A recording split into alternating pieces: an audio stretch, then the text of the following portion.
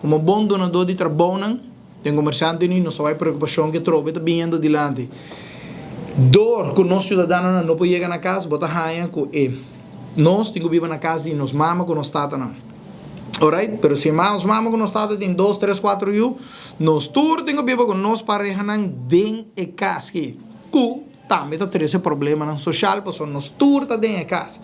Que nós que dona ave de compreender, tá impossível para um local chegar num casa ave.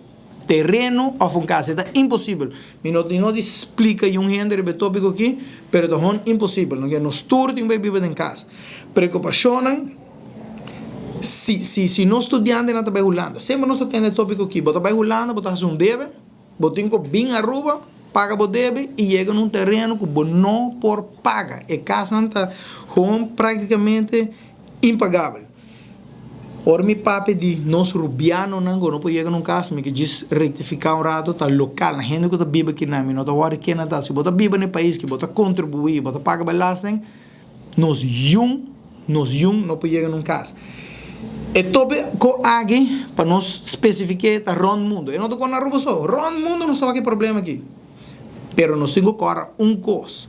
Rond mundo, na Holanda, ora não vai num caso, você sair para fora de uma cidade, vai chegar num preço barato. Na América, ora uma cidade vira roupa caro, você vai mais para fora. Espanha, Hawaii, tudo caminho não só que problema aqui. Nós temos que correr coisa. Na rua, nos países assim chiquito.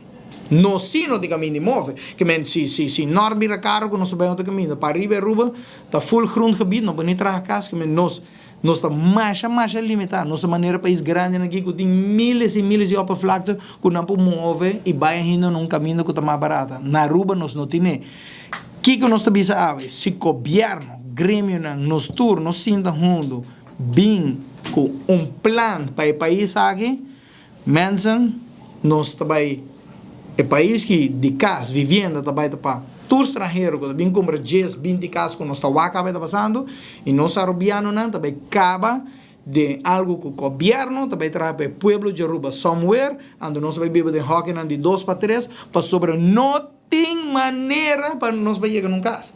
Que nós temos essa preocupação que há, FCCA, banco, association, grêmio, governo, nós todos juntos e como com um plano para sobra e arubiano não está bem num caso. Nós também mencionamos aqui que o comerciante não tem solução, não, nós não temos solução. Nós também temos solução aqui, não, mas se nós não pensamos em uma solução aqui 10 a 5 anos, me garantiza bolso que não Stur também vive de hockey na terra do governo e nos juntos também de um terreno. Para sobre mim que enfatizar, para mim não para pedir outra gente, para mim para pedir mim mesmo.